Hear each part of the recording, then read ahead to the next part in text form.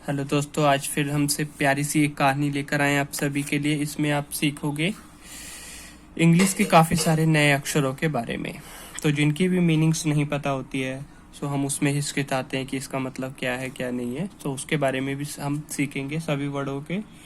और साथ में मेरी आपसे रिक्वेस्ट है कि आप एक कॉपी और पेन ले लीजिएगा। जिसकी भी मीनिंग्स ना पता हो उसको अपने कॉपी में नोट कर लीजिएगा।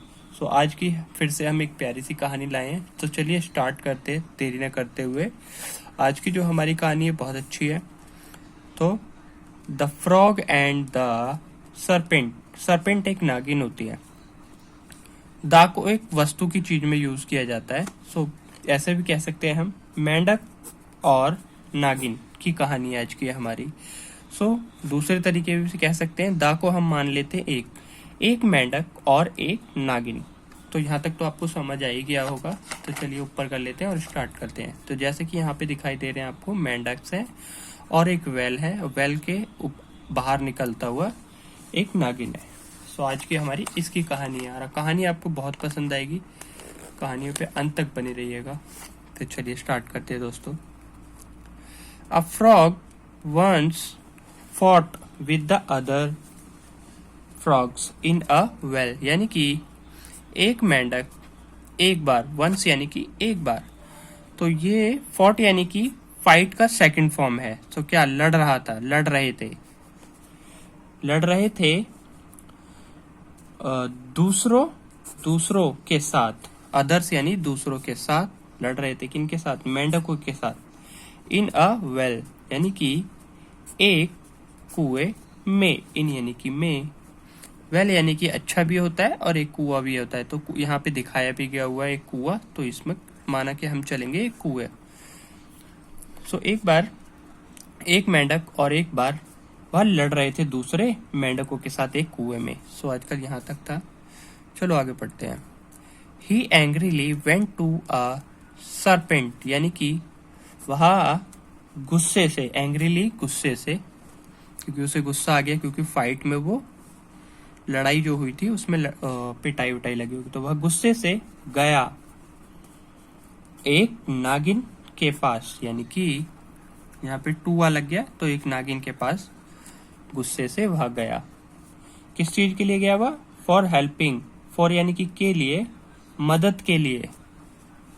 ही सेड, उसने कहा, सेड यानी कि कहना, तो उसने कहा I want to punish the others frog, यानी कि मैं चाहता हूं कि दंड देना। पनिश यानी कि दंड देना या सजा देना, तो वो चाहता था।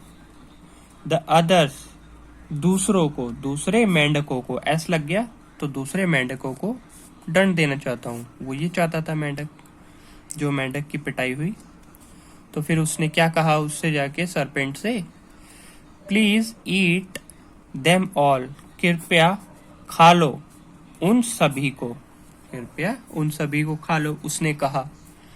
सो अब नागिन ने क्या कहा, सॉरी अभी तो यहाँ पे मेंढक ने ही कहा है। उसने क्या कहा, but you must spare my family, लेकिन तुम जरूर, मस्ट यानी कि जरूर, छोड़ दोगे, स्पेयर यानी कि छोड़ना होता है, मेरे परिवार को छोड़ दोगे, बाकी तुम्हें जिसको खाना है उसको खा लेना। तो उसने ये कहा। तो चलिए आगे पढ़ते हैं। द सरपेंट एग्रीड, एग्रीड यानी कि मानना, तो नागिन मान गई थी। सो उसने क्या किया, ही एट अप ऑल, यानी कि उसने खाया सभी को, ऑल यानी कि सभी को खा लिया।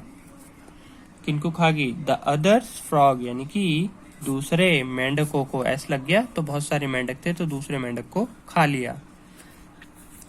देन ही टर्न, फिर वह पलटी, टर्न यानी कि पलटना या मुड़ी, किसकी तरफ मुड़ी? टूवर्ड्स द फ्रॉग्स फैमिली, यानी कि मेंढकों, ऐसा लग गया तो मेंढकों के परिवार की ओर, टूवर्ड्स यानी कि की ओर होता है, तो मेंढकों के परिवार की ओर फिर वह मुड़ी। तो यहाँ तक आपको समझ में आ ही गया होगा। थोड़ा सा ऊपर कर लेते कहानी को। कहानी बहुत लंबी है, थोड़ा सा वीडियो काफी लंबी हो जाएगी। द फ्रॉग सेड, यानी कि मेंढक ने कहा, यू प्रोमिस्ड यानी कि तुमने वादा किया था कि टू लीव माई फैमिली, मेरे परिवार को छोड़ने का, कि उनको नहीं खाओगे, उसने वादा किया था। उसने पहले ही नागिन से अपनी शर्त पे बात रखी थी कि तुम मेरे परिवार को छोड़ दोगे और दूसरे मेंढकों को खा लेगे। तो वहां पे फिर उसने कहा, क्या कहा, अकेले, अलोन यानी कि अकेले तुम मेरे परिवार को छोड़ दोगे और बाकी दूसरों मेंढकों को खा लोगे। तो उसमें यही बताया गया है। द सर्पेंट लाफ्ड, लाफ्ड यानी कि हंसना होता है। तो नागिन हंस रही थी। क्यों हंस रही थी? एंड सेड, और कहा, you are a wicked frog यानी कि तुम एक हो बुरे मेंढक, तुम एक बुरे मेंढक हो। सो उस नागिन ने कहा, so why should I keep my promise to you, यानी कि मुझे क्यों करना चाहिए, यानी कि अपना प्रॉमिस या वादा निभाना चाहिए तुम्हारे लिए। यहाँ पे प्रॉमिस यानी कि होता है वादा। तो मुझे अपना वादा क्यों निभाना चाहिए, वाई शुड यानी कि क्यों निभाना चाहिए। तो चलिए दोस्तों आगे ऊपर करते हैं, थोड़ा सा ही पार्ट रह गया है। तो द फ्रॉग रियलाइज्ड यानी कि मेंढक को, रियलाइज का मतलब होता है महसूस होना, या फिर कह सकते हैं हम उनको पछतावा होना, रियलाइज मतलब। सो हिज मिस्टेक यानी कि उसकी गलतियों का पछतावा होना मेंढकों को। सो ही क्विकली यानी कि वह जल्दी से, रेन अवे, रेन यानी कि सेकंड फॉर्म होती है रन की, रन यानी कि दौड़ना, तो रेन यानी कि भागना, तो वह भाग गया, अवे यानी कि गया, वह भाग गया। विथ हिज फैमिली, अपने परिवार के साथ भाग गया, जैसे कि इस पिक्चर में यहाँ पे दिखाई दे रहा है। मेंढक भाग रहा है और नागिन क्यों पीछे पड़ी हुई है, क्योंकि ये बुरे मेंढक हैं। सो इसीलिए मेंढक वहां से भाग रहा है। सो आगे पढ़ते, थोड़ी सी रह गई है, ज्यादा बड़ी नहीं है। And never try to take revenge again यानी कि और कभी नहीं, नेवर यानी कि कभी नहीं, कोशिश की, ट्राई यानी कि कोशिश करना, टेक यानी कि लेना, तो लेने की, क्या लेने की, बदला दोबारा लेने की उसने कभी कोशिश नहीं करी। तो दोस्तों आज की कहानी तो आपको बहुत अच्छी लगी होगी दोस्तों। सो आज की कहानी हमारी बहुत अच्छी थी। अब मिलते हैं अगली वीडियो में आपको बहुत प्यारी सी कहानी के साथ। जब तक के लिए चैनल को सब्सक्राइब, लाइक कर लीजिएगा और वीडियो को शेयर जरूर कीजिएगा। तो चलिए मिलते हैं अगली वीडियो में, बाय बाय।